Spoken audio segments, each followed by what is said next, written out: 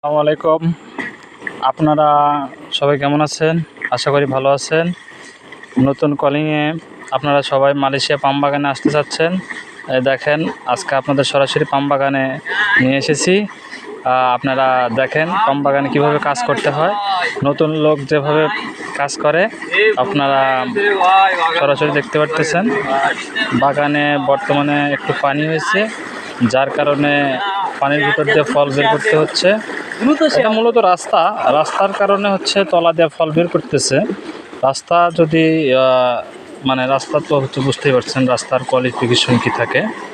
আর যদি বাগান থেকে ফল বের করা হয় তাহলে শুধু ওই ড্রাম দিয়ে পানির ভিতর বের করতে হয়। যাই হোক, আপনারা দেখেন কিভাবে ফল বের করে সরাসরি দেখেন।